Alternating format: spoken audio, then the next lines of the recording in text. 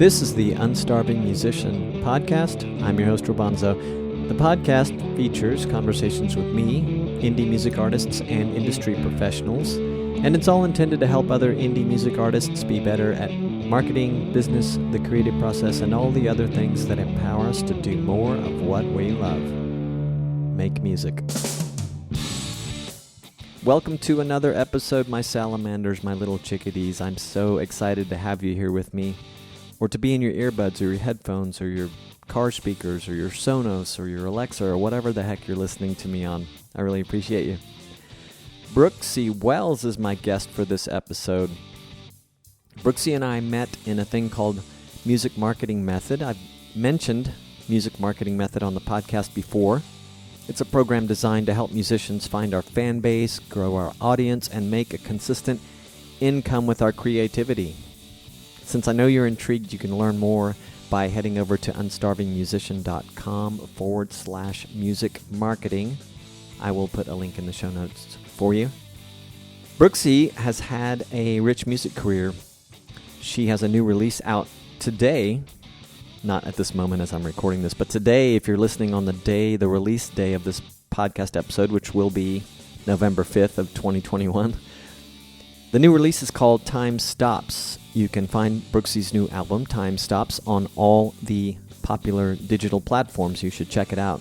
Brooksie was signed by a big publisher and by a big name at the tender age of 19, but as things were looking up, unfortunately, her sponsor, Bobby Darin, died before her career could get going.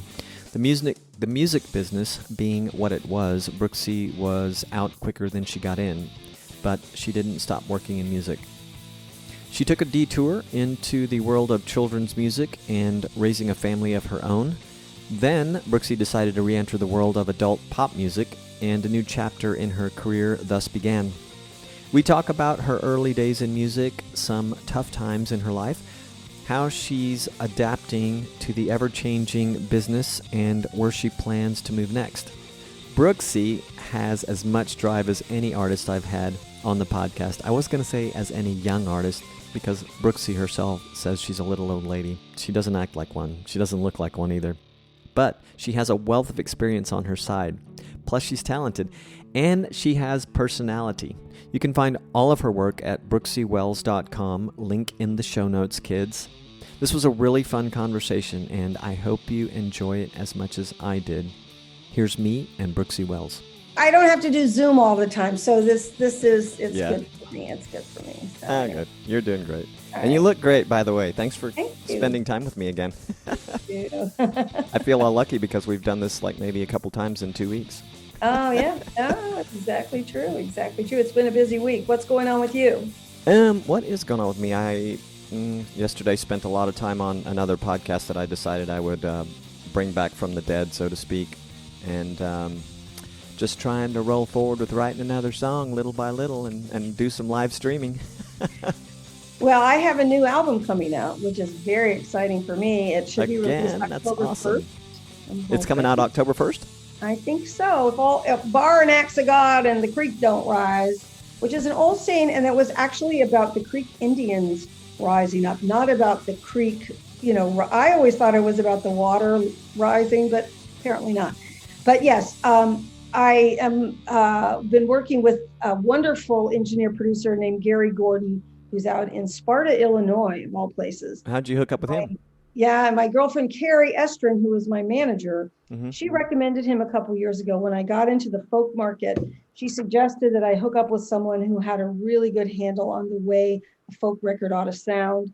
And Gary had been in a band called the Gordons for years. His son is Noah Gordon, who's a very big producer in Nashville. So Gary's of an age like me, and he had microphones that Peter, Paul, and Mary had used. I mean, it was real cool.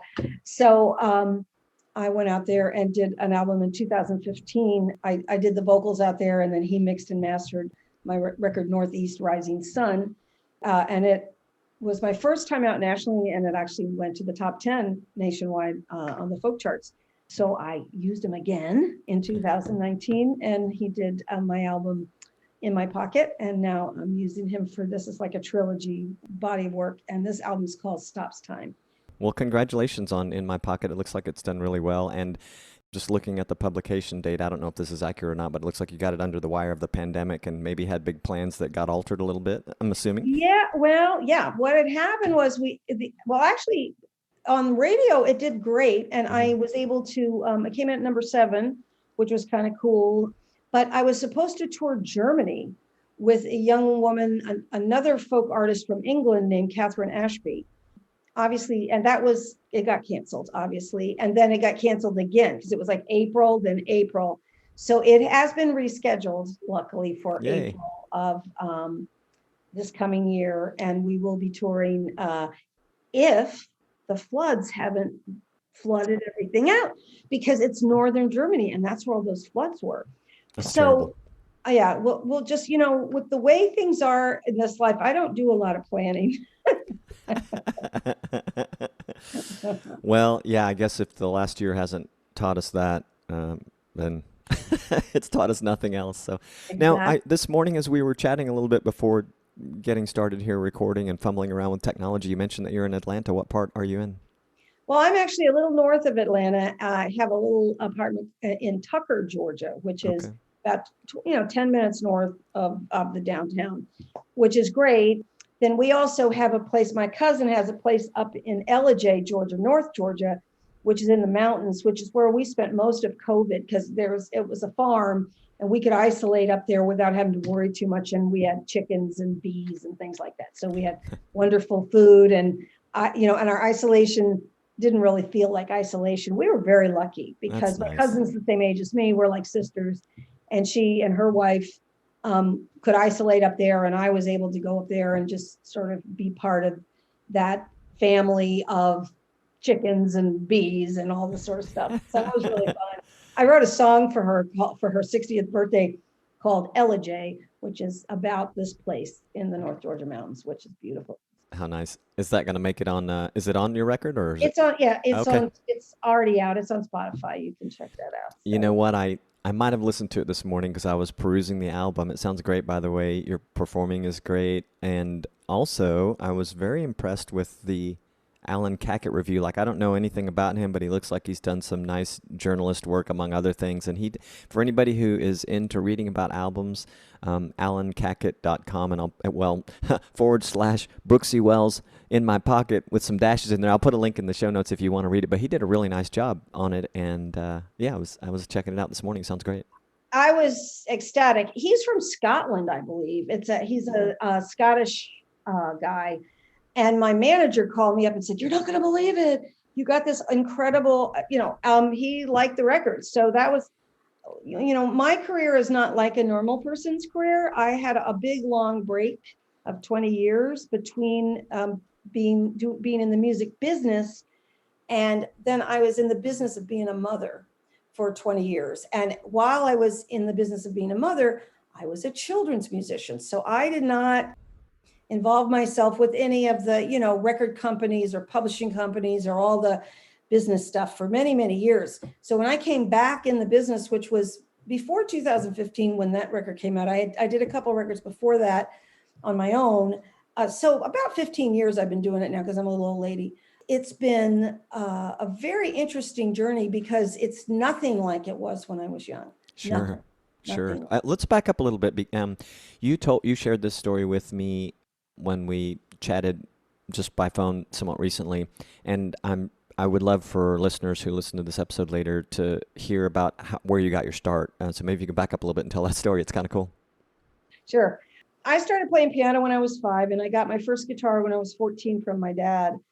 And then we had a group of musicians in Virginia that this guy ended up giving me a guitar. It was a Gibson J50, which I still have to this day, and said, "You need this more than I do." And I learned how to Travis pick, and I took my guitar with me to college. I was in New York. I went to college when I was 16.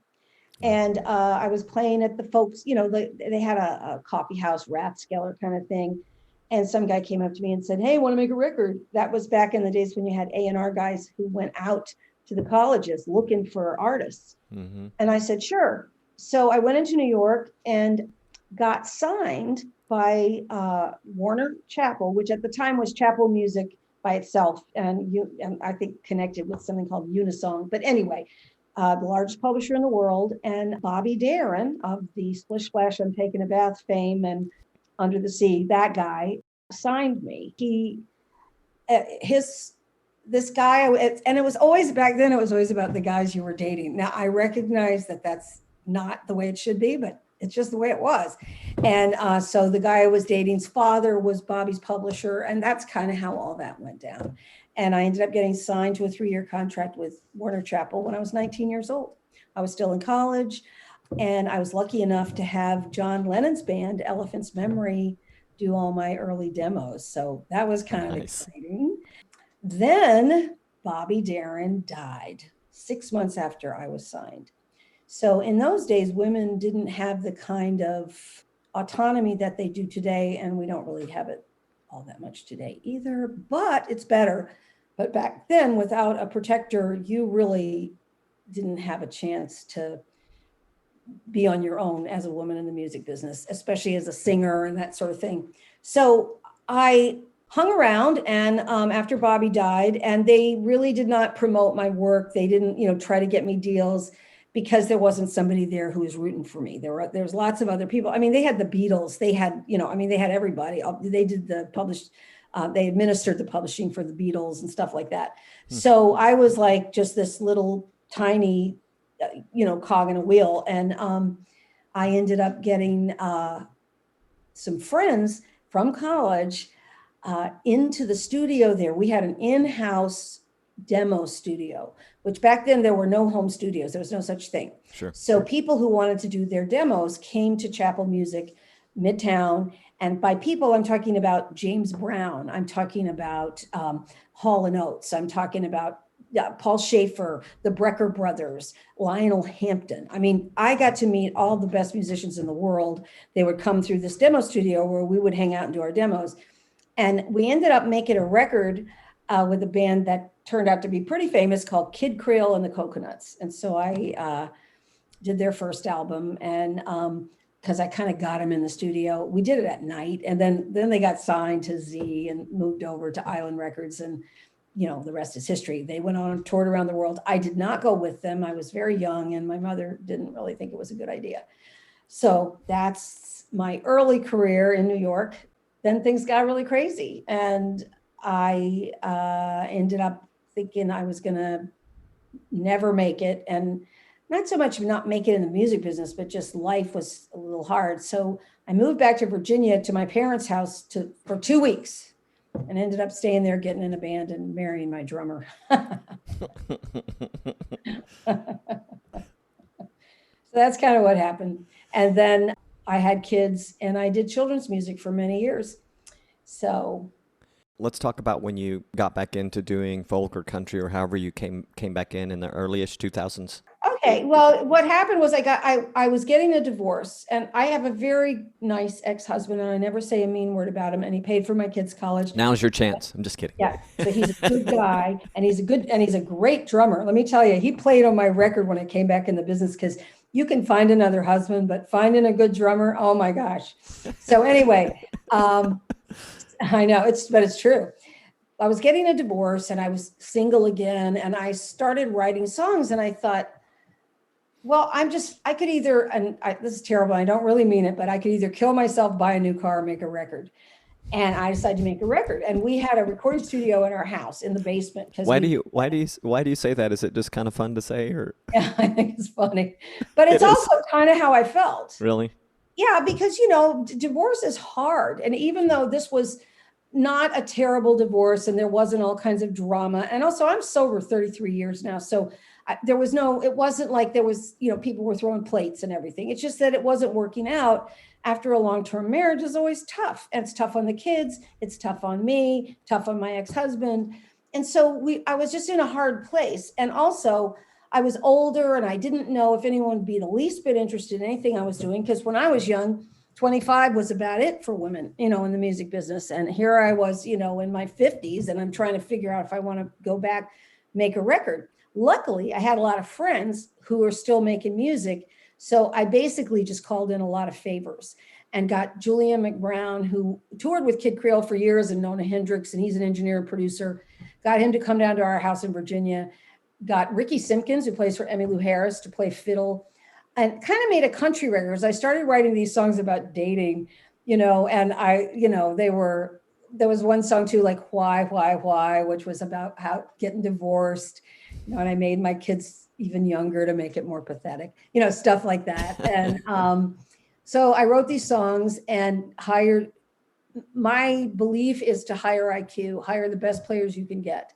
Always, it really makes a huge difference if you hire really good players. So I was lucky enough to get a bunch of good players. I got Larry Williams to play on 2 tracks, keyboards on this record. It's called Been There.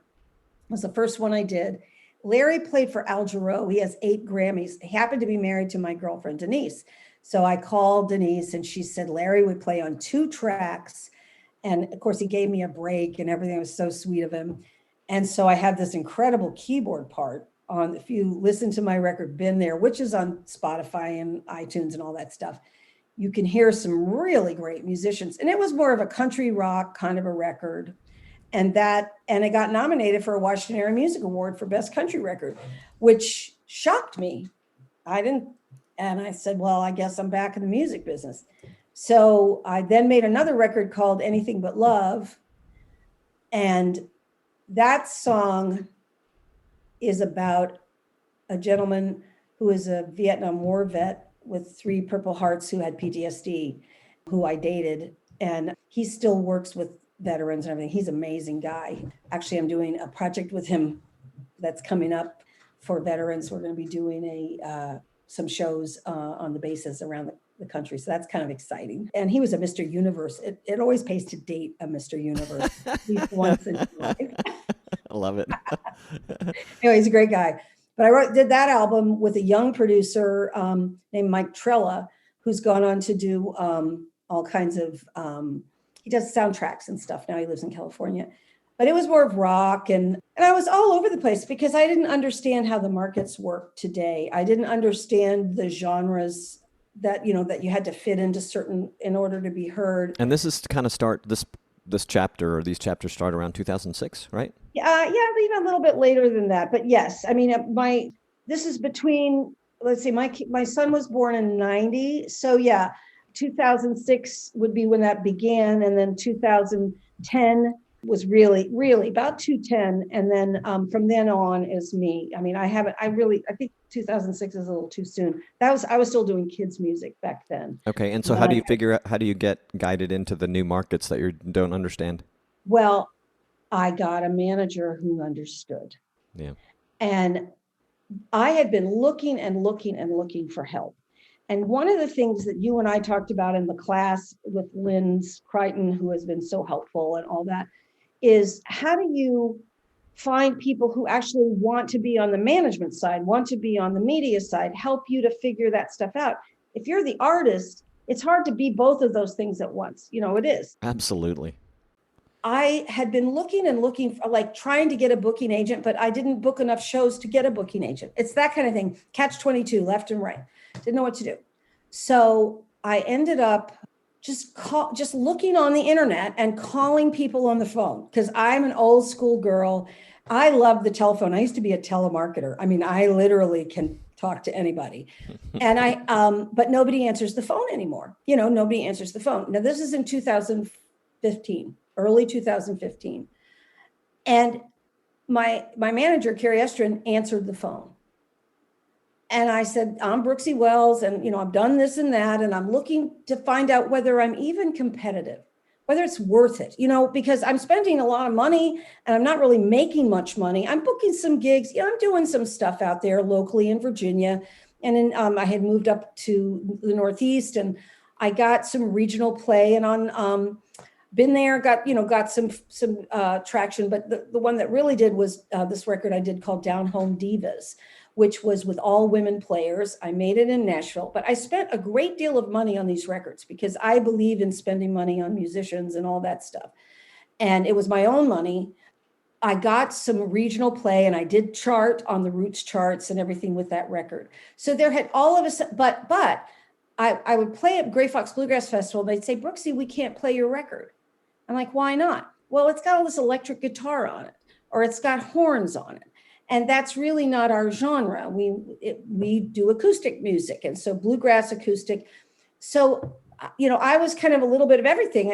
I'll just, more as an artist, like do what you want, have fun. What I've always done, to be honest, is acted like I was already a famous musician, which I was not.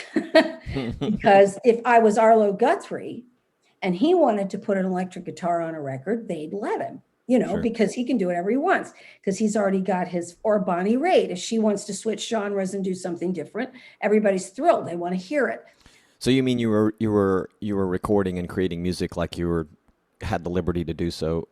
When you say I was acting like I was a famous musician, right? That as if everyone would play it or listen to it, sure. Because I really didn't understand how things work. Because back in the olden days, kind of country rock pop was all mixed together. I mean, you had traditional country, but you had people like the Eagles and Fleetwood Mac and Bonnie Raitt, and they were not considered folk artists. They were like pop artists. That's what we did. And now they're considered folky. Who knew that would become what folk music's about? I didn't know. So what I was really looking for was to figure out whether I should keep spending all this money and getting very little return, and if there was even an interest from a larger audience.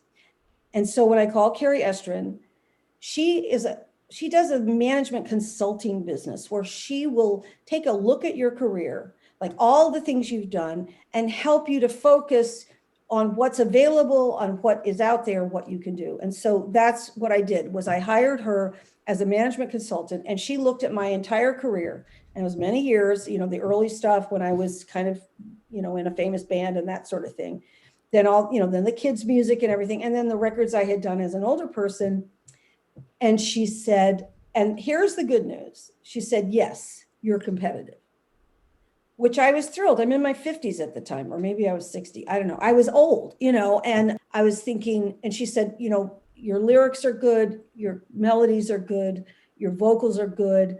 There's all kinds of good stuff here, but you're going to have to redo a bunch of things. So I did.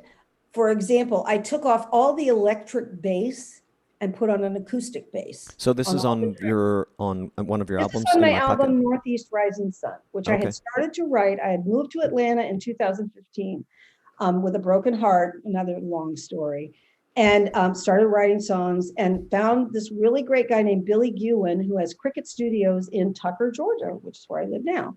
And I started working with Billy and writing these songs and just recording them. And he played all kinds of instruments, a great guitar player. And, so anyway, but Carrie listened to what I had written for the new record, because before I put out another record, I wanted to talk to somebody, what do I do? So she was really big on things like, and this is where I can help songwriters. Okay, songwriters, listen to this. And if you need help, you can call me. All right, we'll talk later. That's nice. Thanks. Here's the deal.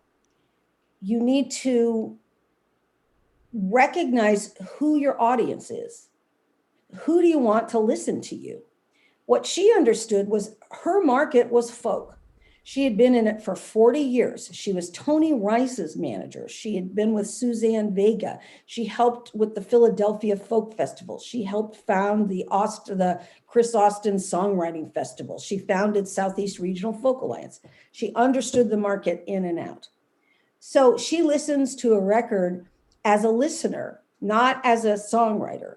And this is where we all go wrong, because I like this one little funny part over here that sounds cool that was hard for me to do. And she's listening to the chorus and what is the message of the song and getting it over. And is it making sense? So I listened to her. What I decided to do was believe her and listen to her and do as she asked me to do. And she said, if you do these things, I think I can get you a top 10 record. And she did. Nice. So she came through. And things like on a song, and you'll listen to my song, Northeast Rising Sun, which is the title track. It's a beautiful song about having like being born in the South, but living in the North and being torn, like kind of, it says I have a split personality, but what that's like and what the road is like, being on the road. And there's a sign that says Northeast Rising Sun, which is in Maryland. When you're going from DC area to New York, you'll see it. It's like, it's about an hour and you're like, oh, I'm on the road. I'm on it. And I used to see that sign. And after 30 years, I thought I'm going to write a song about it. So I wrote the song Northeast Rising Sun. So there's a line in it where I said, and I'll stop for lunch in Baltimore. And Carrie listened and she said, well, do you stop for lunch in Baltimore? And I said, well, actually, no, we stop at the Maryland House, which is kind of on the road rather than going out. And she said, people are going to stop and they're going to start thinking about that. And they're not going to think about your song. That's nuance. I had to rewrite that line. She didn't write it for me, but I changed it to stop for lunch along the road. It fit, it scanned, it was fine. And it was true and it fit. So these are the kinds of things that she helped me also to elevate my songwriting so that it was carefully handled and structured. Not that I hadn't been good at it before, but she made it better. In addition, I had a song that I love, but I wrote it when I was 19. She said, it's too young for you.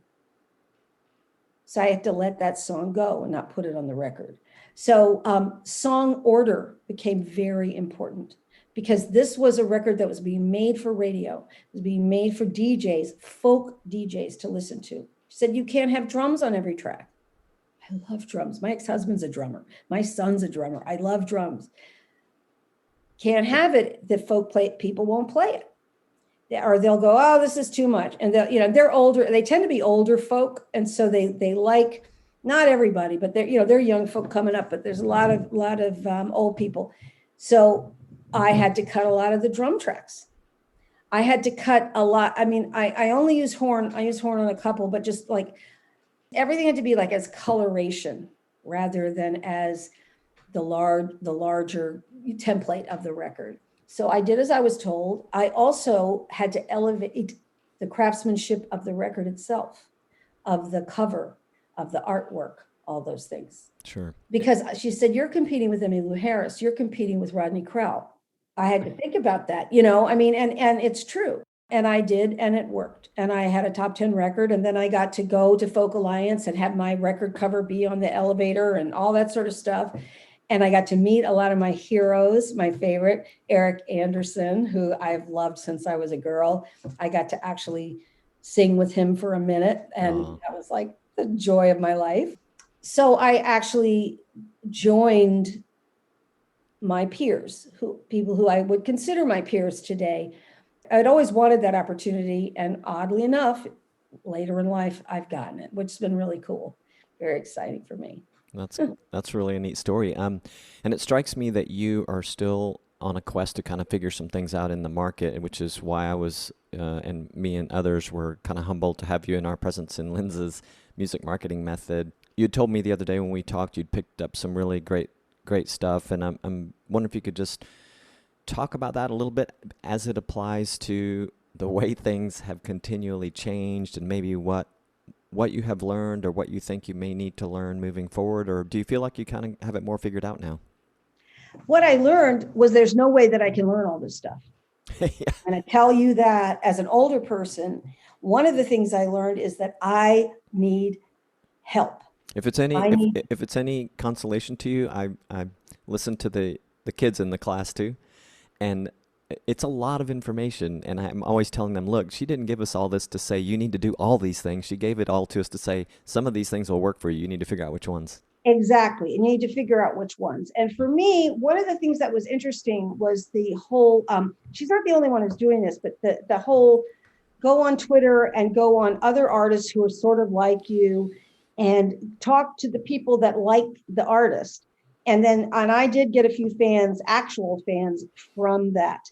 The other thing, understanding sort of the value of the social media that you're involved with, like who again, it's all about who is your audience. Mm-hmm. Now, I tend to have an older audience because they're people, that came up with me or whatever, but not exclusively.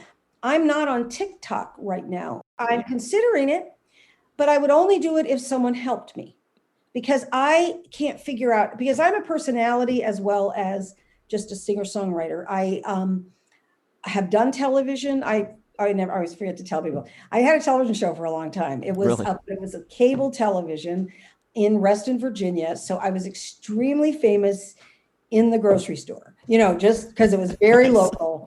But I've done, 3-camera shoots for years and all that sort of stuff. So I'm really good at being more of a personality, that kind of thing. So social media becomes very important. Sure. And trying to figure out how much time I put into it, how to value it, because it changes constantly and I never know where I'm going to sit or what's going to happen. I talked to a guy who you all who's a folk singer songwriter who you might love. His name is Joe Newberry. He is on he's big on Twitter. Okay. And he told me too, he said he doesn't, he's on Facebook. He focuses on his Facebook audience because they know him, they're his friends, they come to his shows, they're real fans. And one of the things that when you're building your fan base, I have real fans, people that have been listening to me for years and years and years. But I also have just sort of fake fans, the kind of people have clicked or I've asked them to click or, They're loose whatever. connections, right? Yeah, loose connections. And those are not really valuable when it comes to raising money. Right. The underlying issue here is raising money for your record. If you want to make a good record and you want it to get heard, there's no such thing as buying a record anymore. I mean, people do buy albums occasionally, but the CDs are gone now. That was a way I was making, so how do you pay for it? How do you manage that? And so you need to build a fan base that's willing to support you the same way they support National Public Radio.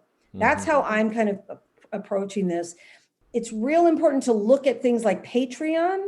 It's real important to look at, how do you manage Patreon? Now, I don't have a Patreon right now, but I'm going to have one after this album comes out. But I'm not going to do Patreon and like be on there all the time and doing stuff, because I'm not going to do that. I'm just going to tell you I'm not going to do it. I want it to be a fan club, the Brooksie Wells fan club, $5 a pop. And people can just join the fan club and that'll be awesome. And if I can get 500 people to give me $5 a piece, that's an income right there. You know what I'm saying? And then that'll pay for me to hire a Larry Williams, who is this, scale musician in Los Angeles who plays with Paul McCartney. And then if I need him on my record, I can afford him. But so it's the kind of thing that you have to say, where does the money come from? Now, here's the other thing I'm doing that I think is exciting, that Lynn sort of helped think about this. I had a lot of my musician friends are now doing art because they can't make any money in the music. Yeah, a lot of my guests. Yeah. Yes. So my girlfriend Lisa McCormick, who, by the way, on Spotify, she's a genius singer-songwriter, Lisa McCormick. Check her out, jazz, incredible musician. She's making jewelry. So I have a song on my new album, which is called Sweet Remembrance, which is about musicians that have died. We had a lot of that. And this is called In an Act of Sweet Remembrance, we sing their songs again, that kind of thing. So I had her make 4 bracelets, silver bracelets that say Sweet Remembrance on them. And I'm going to use those as like one of the promo gifts for larger donations. Oh, that's great. My other girlfriend, Roberta, who is Gary Gordon's wife, she played auto harp on one of my, she played something, but she makes these little wire hanging things with stones on them that go in your car like a little decoration. They're a couple bucks a piece, not expensive. So those will be, but it's art made by musicians to give. Then the other thing I'm going to do is because I just have such a hard time with Kickstarter and stuff like that. I'm going to do it and it's going to go great. But I'm old school. I'm like, and my friends go, oh, well, we'll buy it when it comes out, little old ladies. And I'm like, no, you won't. You'll listen to it on Spotify. And that's what, or on, Pandora or whatever. I'm trying to set up the Kickstarter so that it's really easy to use. Because that's the other key to all. What I learned from Lynn's was that the easier it is to work, the more likely you are to get followers and fans. Sure. It needs to be bright. It needs to be simple. It needs to be fun. And it doesn't need to be complicated. So picking and choosing very carefully what you're going to do. And Carrie has said that I have to do the Kickstarter for the album first before I do a Patreon.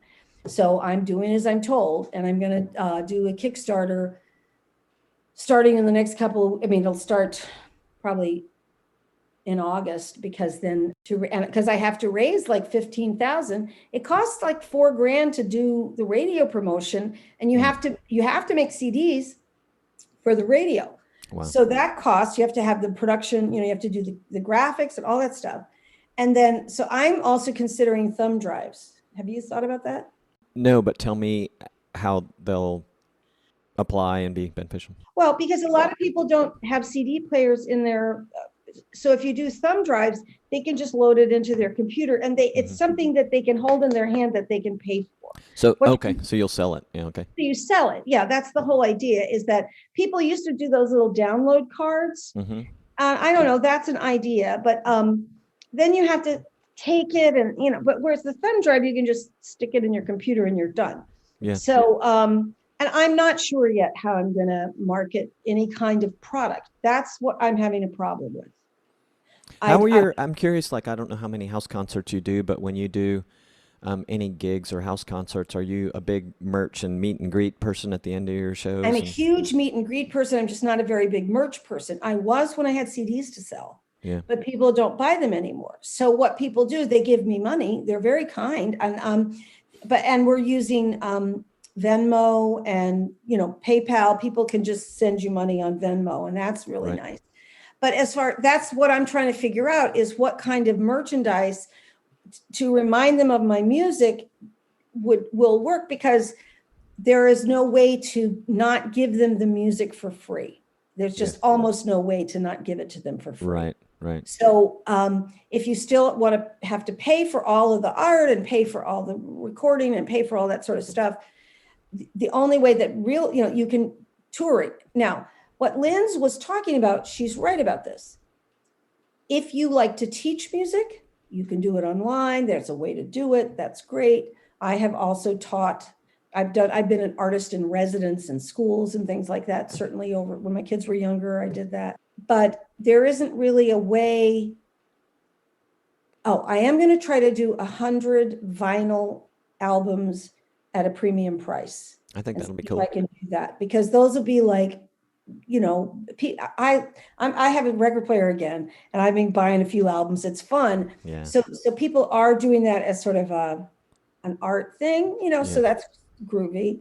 I love that you say groovy. I'm like the only person I know other than you that says that. Well, my little sister Barbara actually got me back into groovy.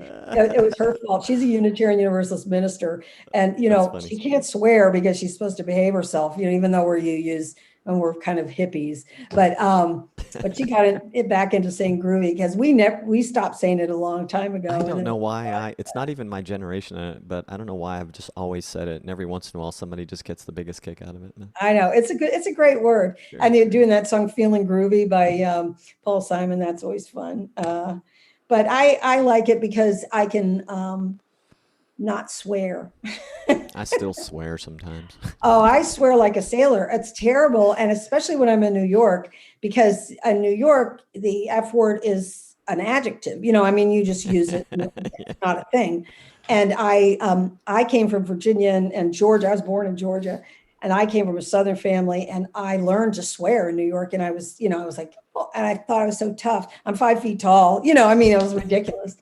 And got a New York accent. I developed one, which I can use anytime I want. I can talk like that, like my girlfriend's all from Long Island, and I can talk like a New Yorker, but I don't, I come and go. So anyway, it's terrible. Yeah. So as you can see, I'm a little bit of a ham, and I like to do that sort of thing. So speaking of that, you have something going, like with a podcast of your own or a video thing with Oh yeah, I have a podcast with my cousin Becky, which we've done 8 episodes. We're going to do some more soon. And it's called She's Not Done Yet. And it's amplifying voices of women over 50. So that's kind of a cool thing. Okay. And Like I it. really have enjoyed, and I've had all these women come on. I have my friend Lola Love.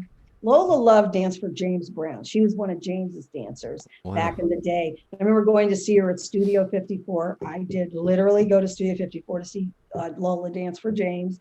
But she is now an author and a personal coach and that sort of thing. So, and she has this book called Sweet Tips from Lola's Lips. Unbelievable. So we got all these women. My friend Cindy Drummond was on it. She is, have you ever seen the Geico commercials? And they do the Geico mom, who's like, oh, the squirrels are in the attic. That's my friend Cindy. Okay. She also was in with Kate Blanchett, that Mrs. America that was just out on HBO, and she was just actually on Grey's Anatomy the other day. She's a pretty well-known character actress. And she didn't start acting until she was in her late 40s. I mean, she'd been a bartender, went out to Los Angeles and ended up becoming quite a well-known actor. And we've had Catherine Lisk, who is in Harry Potter, the Broadway Harry Potter. So we had a bunch of different people on the show. And my whole thing about older women now is, since I am one, is that I don't know how to not have my voice be heard. I've always been noisy and I'm out there and I don't enjoy invisibility. I want to be visible, but I also believe that older women have a really healthy message for the planet. We're mothers, we know what it is to love children. We know what it is to love the planet. We have tools that can help younger people. And I think that we can be of service to humanity by being heard. I made a decision many years ago that I would never be made smaller again, just not going to do it.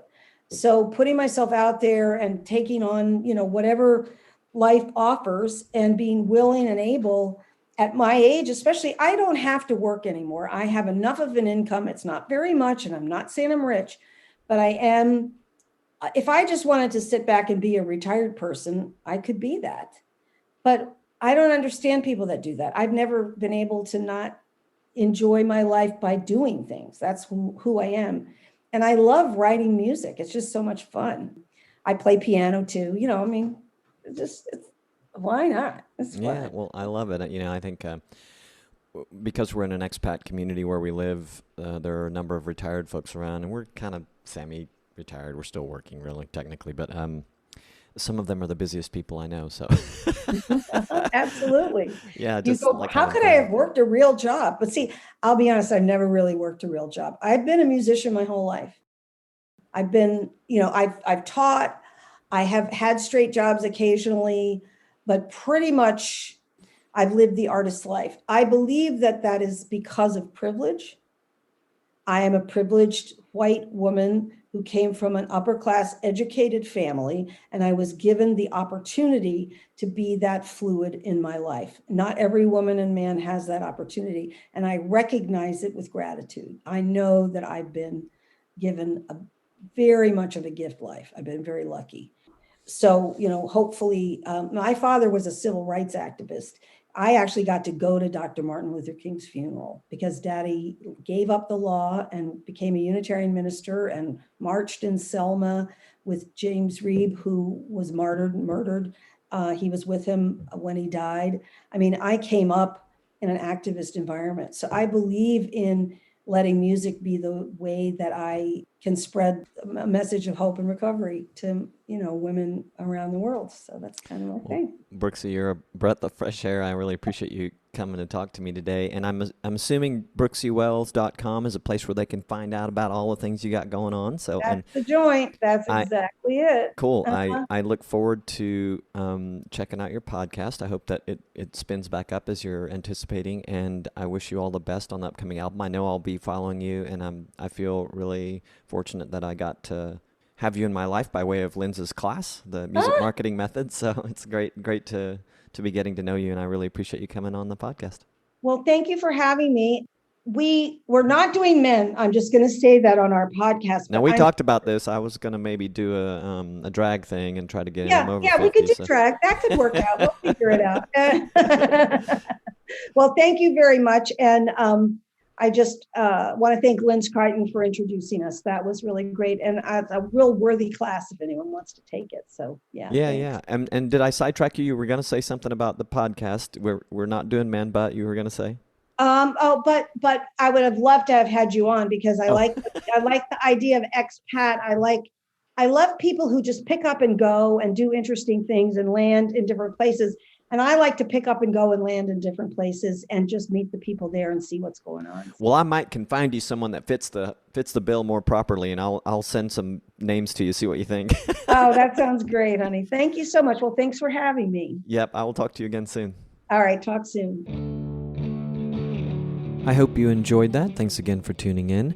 The Unstarving Musician is made possible through the generosity of its listeners. If you love what I do here on the podcast, please visit unstarvingmusician.com/crowd sponsor or the show notes for this episode to learn about options for offering your support.